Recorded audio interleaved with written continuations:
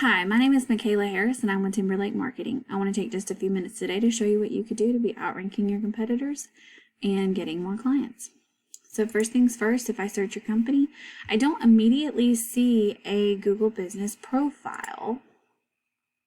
However, I do see that you have a Gmail here, so one may exist, but just in case it doesn't, that's my first recommendation. I would go in here and go to your Gmail account and create a business profile. Make sure you fill it out in its entirety, get your address verified.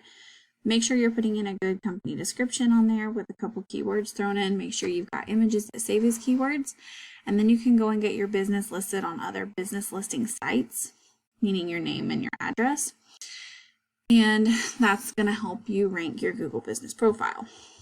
So, the reason why that's important is because when anyone's searching in your area, so the reason why I didn't do Reddick, Florida was just because it didn't have a lot of search volume. So I did Ocala because it was very close. So you want to go for cities that have a large search volume. If you are servicing cities like neighboring, you can list these as separate locations on your website, and that's going to help them rank for certain areas. So what's important about this is that when people are searching these keywords like this, that you show up in one of the top 3 here. That's where your Google business profile comes in. And you also want your website to show up on this first page. Most people never make it to the second page. That's where the bulk of your customers are going to come from. And you'd rather them come through you directly than having to pay a third-party site like Angie's List.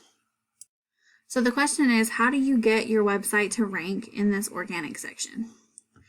So what you can do is you can search a lot of different keywords here. Like I said, I just searched remodeling contractors in Ocala, Florida. You can go down here and grab the URLs of your top competitors in the area, and you can plug it into this tool that we call Ahrefs.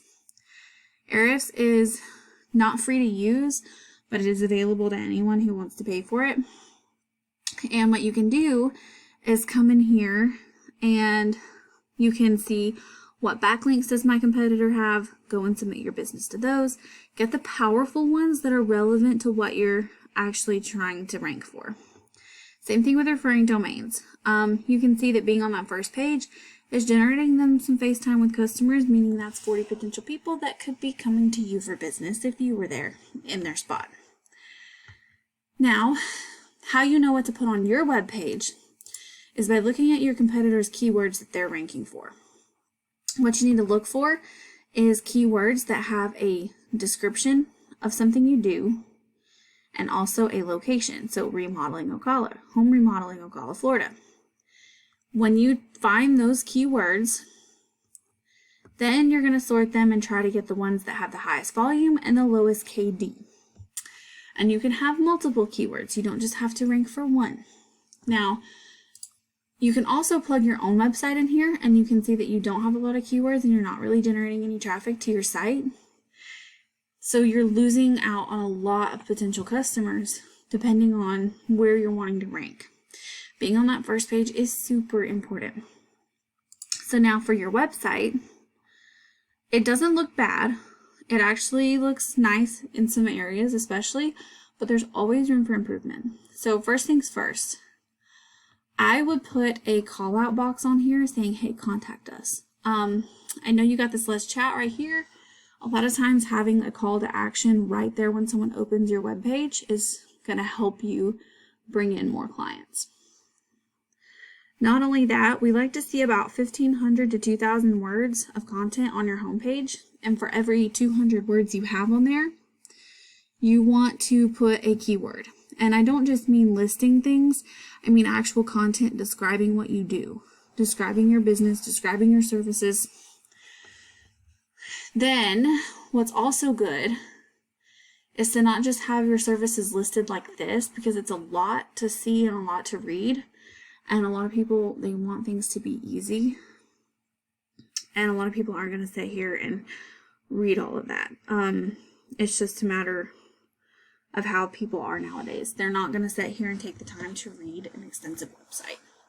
So you want things to be simple and user-friendly. Now what you can do is list your services on separate pages rather than having them like this. And I did notice that some of these services have not been filled out. So even on your service pages, Google's not getting any good information from you, and neither are your customers. This is also going to slow you down when you're trying to rank. What I typically do for my home remodeling clients is I'll do a page for remodeling, and then I might say separate that into kitchen remodeling, bath remodeling, small home additions. Then I might go and create another page that says flooring installation or something along those lines, or ground up builds, or home additions, or mold mitigation, things like that. So I'll separate those into different pages, write a few paragraphs, keep it about 500 to 750 words, throw in some good keywords, and that helps websites rank. So not having all your information filled out not only can come across as slightly unprofessional to some people, but it can also hurt you when you're trying to rank. Customers are going to want to see a company that seems like they're well put together and that they have all of their information there right at the tip of their fingers. My other thing that I want to recommend is that if I go back to your homepage,